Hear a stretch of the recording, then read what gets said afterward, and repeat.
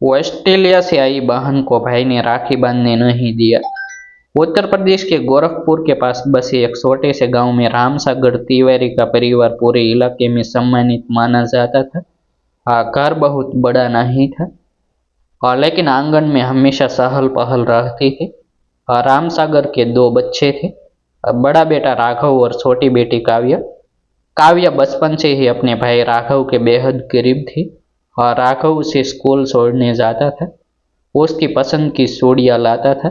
हर रक्षाबंधन पर काव्या सुबह सुबह उठकर भाई की कलाई पर राखी बांधती और राघव हंसकर कहता, हाँ तो बस राखी बांधती रहना, मैं जिंदगी भर तेरी रक्षा करता रहूंगा।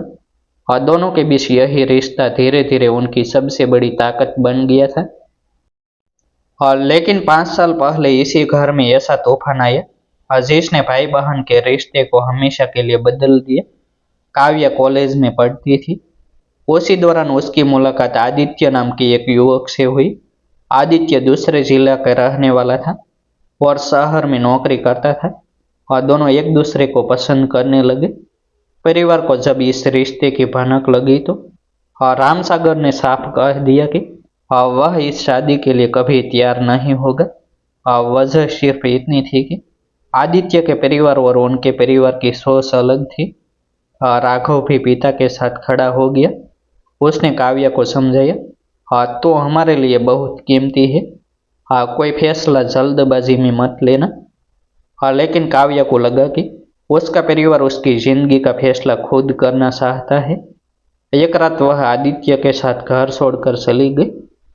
कुछ दिनों बाद पता चला कि दोनों ने शादी कर ली है और फिर नौकरी के लिए ऑस्ट्रेलिया चले गए हैं।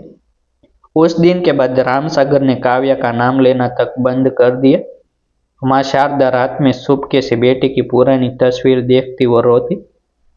और लेकिन राघव के अंदर गुस्सा इतना भर चुका था कि वह हर बार कहता, जिसने परिवार की इज्जत और माँ बाप का भरोसा तोड़ा उसके लिए इस घर में अब कोई जगह नहीं।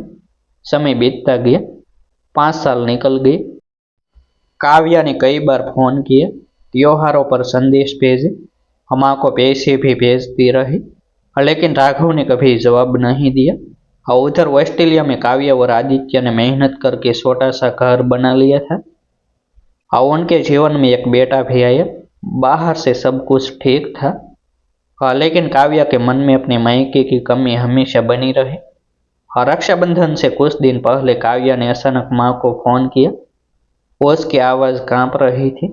उसने कहा, माँ इस बार मैं राखी पर घर आना चाहती हूँ। शारदा कुछ पल चुप रही, फिर रोते हुए बोली, बेटी घर आ जा, तेरी माँ का घर आज भी तेरा इंतजार कर रहा है। काव्या ने सिर्फ एक बात पूछी, भैया मुझे राखी बांधने देंगे? शारदा इसका जवाब नहीं दे पाई। उसे खुद नहीं पता था कि राघव का गुच्छा 5 साल बाद भी उतना ही है या नहीं।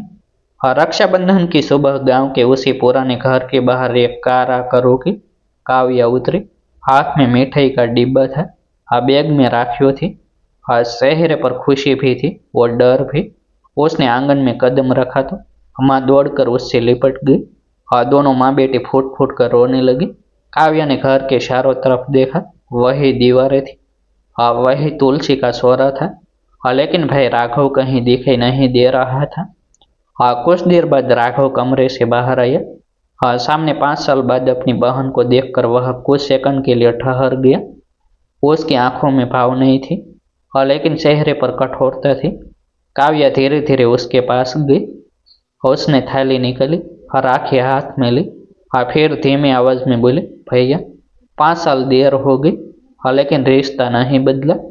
राघव ने उसकी तरफ देखा और कहा, रिश्ता तुमने उसी दिन खत्म कर दिया था, जिस दिन बिना बताए घर छोड़कर चली गई थी। काव्या की आंखों से आंसू निकल पड़े। उसने कहा, हाँ मैंने गलती की थी भैया, लेकिन मैंने कभी आपको भूलने की कोशिश नहीं की। राघव बोला, गलती? तुम्हें पता है पापा ने कितनी रातें बिना सोए गुजारी है। माँ हर त्योहार पर दरवाजे की तरफ देखती थी और गांव वालों के सवालों का जवाब हम देते रहे और तुम चली गई और यहाँ सब कुछ टूट गया। काव्या ने सिर झुका लिया। उसके पास कोई सफाई नहीं थी।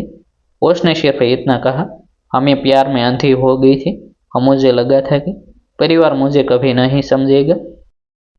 और लेकिन ऑस्ट्रेलिया जाकर समझ आया कि दुनिया कितनी भी बड़ी हो जाए, हम माँ के आंगन की जगह कोई नहीं ले सकता। और राघव कुछ नहीं बोला। काव्या ने राखी वापस थाली में रख दी और कहा, अगर आज भी आप मुझे बहन नहीं मानते तो हमें जबरदस्ती नहीं करूंगी। मैं सिर्फ माँ का आशीर्वाद लेने आई थी। वह मोड़ने लगी। तभी उसकी नज़र मेज पर रखी एक पुरानी राखी पर पड़ी और वह वही राखी थी जो उसने 5 साल पहले आखिरी बार राघव को बांधी थी और राघव ने उसे संभाल कर रखा था। काव्या वहीं रुक गई।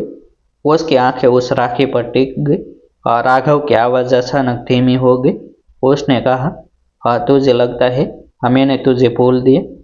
अगर भूल जाता तो यह राखी आज भी मेरे पास क्यों होती?